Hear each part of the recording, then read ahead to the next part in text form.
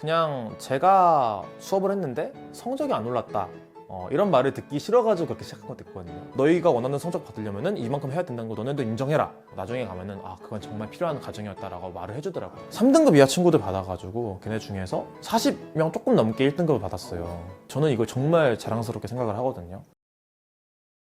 작년 기준 1,400명 정도 신청했는데 그 중에 무려 1,000명 가까이 자르셨다고 들었는데, 네. 1,000명을 자른다는 게 쉬운 일이 아니잖아요. 그쵸. 이런 데 없죠. 첫 잘렸다는 학생은 언제인가요? 첫 잘렸던 학생이 제가 대학교 2학년 때 과외를 하는 친구였는데, 그 친구 자르는 것부터 이제 이 자름의 역사가 시작된 것 같습니다. 당시에도 제가 스토리 자체가 6등급에서 1등급이라는 그런 스토리 가지고 있었고, 당시에도 제가 좀 노베이스 학생들을 많이 가르쳤어요. 수만이라는 그 네이버 입시 커뮤니티에서 좀 활동하면서 과외 모집을 했었는데, 그 학생 같은 경우는 똑같이 노베이스였는데 그냥 공부를 안 하는 거예요.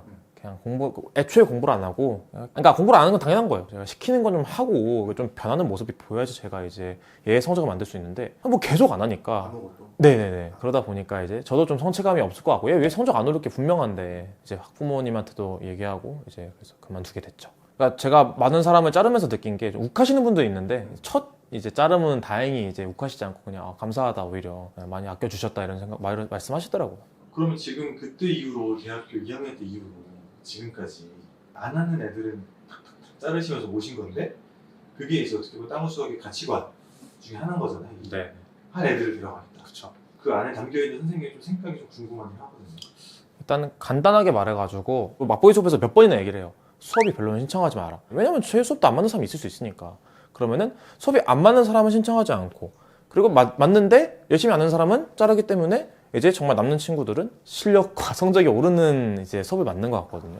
그래서 이렇기 때문에 이제 학생들도 되게 성적이 많이 올랐고, 그래서 이 가치관이 계속 유지가 되는 것 같아요. 이렇게 했을 때 제가 계속 좋은 결과가 나오니까. 그러니까 진짜 얘가 공부를 하는지 안 하는지가 중요하게 챙기는 데가 좀 별로 없는 것 같긴 하거든요. 그렇죠. 그냥 숙제만 내준다고 해서 공부를 하는 건 아니잖아요. 그 숙제에 대한 동기부여, 왜 이런 공부를 해야 되는지까지 저는 이야기를 해야 된다고 생각하기 때문에, 그건 제 가치관이고, 뭐 다른 강사분들 가치관도 저는 뭐 이해는 합니다. 하지만 제 가치관은 공부를 시키는 것까지 좀 치밀하게, 저의 시스템이 갑자기 뚝딱 하고 나온 건 아니잖아요. 저도 되게 많은 이제 시행착오를 겪으면서 너무 과하지도 않은, 그렇다고 공부가 안 되는 건 아닌 그거를 계속 찾으면서 이제 저도. 근데 요즘 학생들이 아까 그 공부를 시킨다 해서 조금 더 궁금했던 게, 진짜 인강을 많이 듣잖아요. 네네. 학원을 가는 것도 있겠지만, 그러면은 학생들 입장에서는 공부를 누군가 시켜주지 않으니까 진짜 어려운 부분이 있긴 해요. 저는 인강 자체를 공부를 할 줄 모르면 인강을 못 듣는다고 생각을 해요. 애초에 인강 자체가 이제 최상위권 학생들을 잘 가르치는 분들이 1타 강사로 이제 영입이 되는 거고, 그런 친구들은 사실 인강 들으면 되게 좋아요. 근데 이제 되게 막 3등급도 안 나, 3등급, 4등급, 5등급 이런 친구들이 인강을 보는 거는 저는 의미가 없다고 보거든요. 왜냐면은 그냥 인강을 시청하는 것 뿐이지 그걸로 공부를 하지 않거든요, 학생들이. 그래서 그런 것도 이제 베이스가 돼가지고, 이제 그러니까 인강은 공부를 시키진 못한다. 근데 공부를 스스로 할 줄 알면 인강은 정말 좋은 선택이다. 이미 내가 하는 거에 플러스 알파로 하는 거니까. 네네. 정말 저렴한 가격에 1타 강사분들 수업 들을 수 있다는 거는 정말 큰 메리트인 거거든요. 근데 그 수준이 안 되는 친구들이 너무 많고, 저는 뭐 1, 2등급 아니면은 인강으로 공부 안 된다고 생각해가지고, 전국 89%거든요, 그게. 1, 2등급 나오면 재수 만들어도 된다고 하는 이유가, 인강 들어도 되는 애들이거든요. 숙제를 안 한다고 하면은 좀 잘랐다고 하셨는데, 숙제라는 게 또 어떤 건지 궁금합니다. 숙제는 이제 기본적으로 개념을 복습하는 거를 이제 제가 좀 체계를 만들어 놨어요. 그래서 그거가 하나 있고, 그 다음에 나머지 하나는 이제 문제집, 유형 문제집 쌤 푸는 게 있는데, 사실 이제 노베이스 치고가 하기에는 좀 빡빡하긴 해요, 양이. 제가 한 달치를 나간 거를 이제 2달의 시간을 주는데, 왜 빡빡하냐면은 빨라요, 집도가. 사실 한 달 동안 제가 고등수학 3, 고등수학 하, 막 수학 원에 앞에 4단을 이렇게 나가버리는데, 맞냐 정냐라고 하면 많은 건 맞아요. 근데 이 학생들이 저한테 올 때 솔직히 뭐 수학 4등급 받으려고 제 수업을 듣진 않을 거 아니에요. 다들 막 6에서 1 막 이런 거 봤는데, 당연히 자기들도 1등급 받고 싶어서 왔는데 그 정도는 해야죠. 그래서 저는 정말 최소한을 준다고 생각을 하거든요. 빡빡한 것도 인정하지만, 내가 이걸 인정하는 만큼 너희가 원하는 성적 받으려면은 이만큼 해야 된다는 거 너네도 인정해라. 그렇게 얘기를 해요.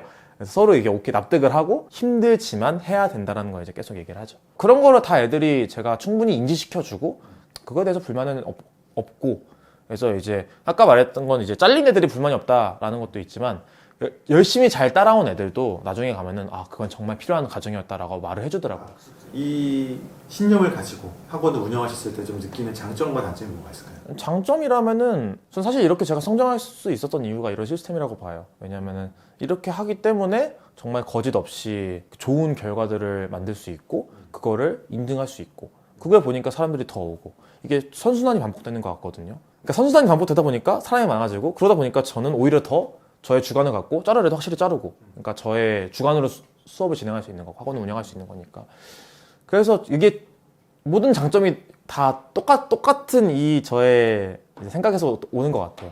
단점이 있다면은 뭐 제 수익이 조금 뭐 낮게 나올 수 있다는 건데 근데 저는 이렇게 안 하면 제 수익이 이렇게 안 나왔을 것 같거든요. 그리고 저는 이렇게 하면서 저는 더 클 것 같고 아직 제가 덜 유명한 것 같아요. 덜 유명하고 제 수업은 아직 덜 된 것 같고 저의 실력대로 하면 저는 훨씬 더 잘 나가야 된다고 생각하거든요. 아직 목마르시군요. 네, 아직 더 성장 가능성이 커 보여가지고 이제 단점이라 생각하지 않기 위해서 좀 노력하고 있습니다. 남은 학생들은 이제 좀 어떻게 지금 나왔나요, 성적들이?